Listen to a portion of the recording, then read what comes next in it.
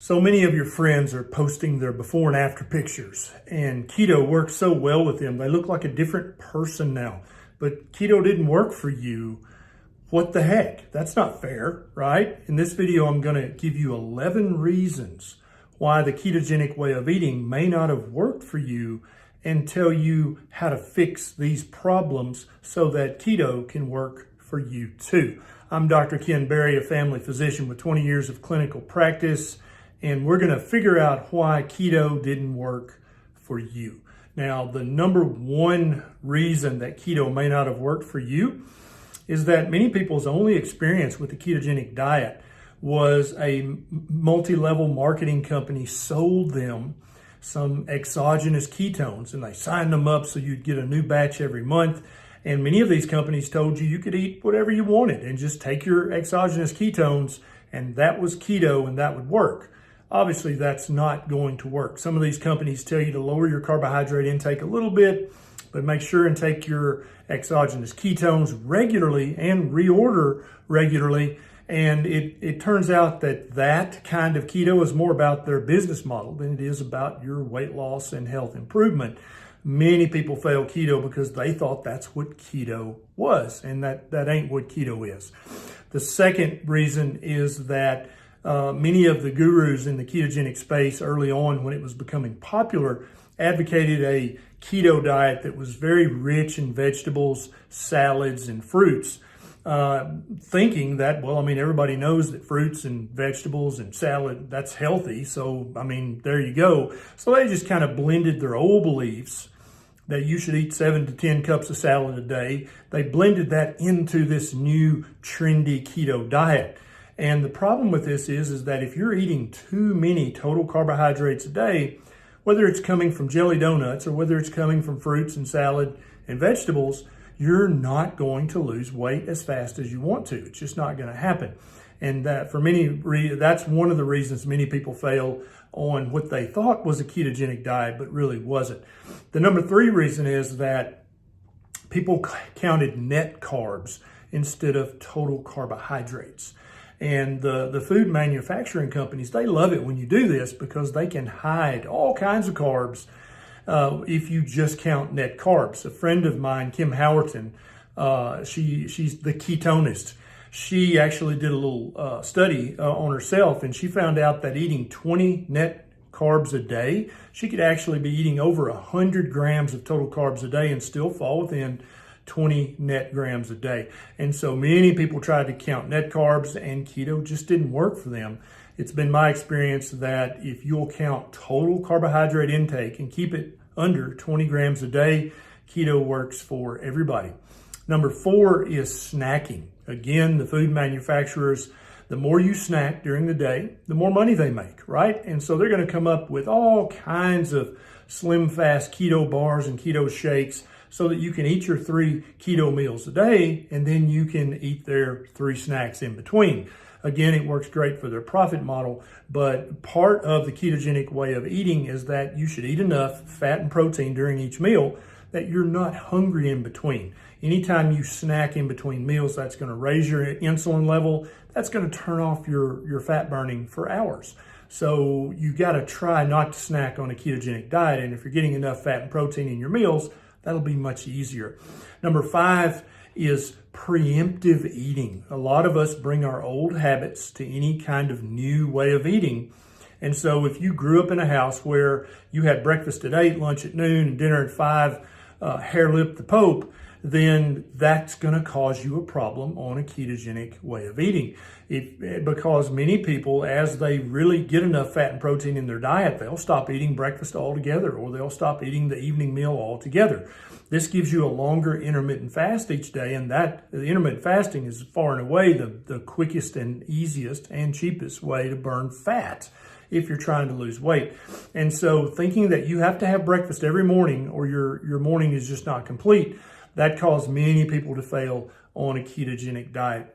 Number 6 is undiscovered, undiagnosed hormone problems. Many people have undiagnosed hypothyroidism or low thyroid. Many people have undiagnosed adrenal hormone issues. Many people have undiagnosed and untreated sex hormone problems. And if you have a low thyroid, if you have low testosterone, if you have low progesterone, if you have problems with your adrenal hormones, it's going to be very, very difficult to lose any weight and keep it off, even if you're eating a proper human diet, a keto diet, a carnivore diet.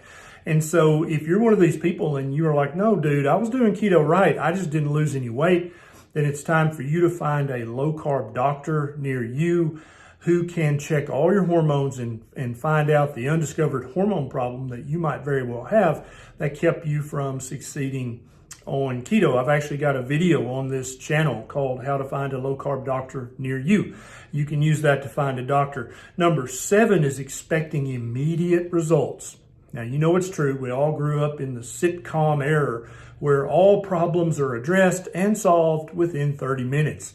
Many of us are impatient. I'm one of those. I'm not judging. I'm just asking you to join my tribe of impatient people.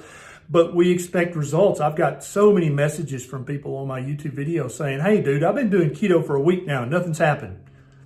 Yeah. So it took you years to get into the metabolic state that you're currently in. It might take many weeks, many months before you undo that metabolic damage and move all of your hunger hormones, your satiety hormones, your fat burning and fat storage hormones back into the right position by eating a proper human ketogenic diet. So if some people have immediate results, that's true, and I know that's not fair, but that's just how life is. My grandmother told me life isn't fair, and I think she was right. But if you do keto long enough, you are going to see results. They may be slow, but they are real and they will be true to you. The next problem that causes many people to fail on keto is that their weight loss stalls. And after a few days or a few weeks of this lack of weight loss, they just give up on keto. What you have to understand is that it's very natural, it's normal for someone when they're losing weight very quickly for their body to put on the brakes and say, whoa, why are we losing all this weight? Is something wrong? Are we starving? What's going on? This is normal. Every human body does this. If you don't know that key piece of information, then you think, well, I guess I failed on keto. I'll go try the next diet. It's very common on any diet, but even on a ketogenic way of eating, to have your weight loss stall for a few weeks, even a few months. That does not mean you failed. That does not mean you should give up. That means that you should continue to eat a proper human ketogenic diet. The weight loss, when your body is confident that everything is copacetic and okay and no problem, you'll start to burn fat again. I've seen this many, many times. I've had a few friends who've had a weight loss stall that was a year long before their body finally decided it was safe to burn more fat. The ninth reason that I've seen why people fail keto is that they don't understand the keto flu. They don't know what it is. And so when they cut the carbs out of their diet, they'll start to have what the mainstream media calls the keto flu. And some articles have been written saying this is even dangerous. It might be ketoacidosis. We don't know. You should just stop eating keto. What the keto flu actually is carbohydrate withdrawal symptoms. For many of us, carbohydrates are quite habit-forming, if not addictive. And when you take that habit away from us, we can have literal withdrawal symptoms. And if you'll Google the withdrawal symptoms of stopping smoking or stopping alcohol and compare those signs and symptoms with what you experienced with the keto flu, you'll be surprised to see that there's very much overlap between the signs and symptoms of withdrawing from alcohol or tobacco and withdrawing from carbohydrates. Having the keto flu does not mean that you should give up on keto. It means that you really need to stick to keto until you break this carbohydrate addiction.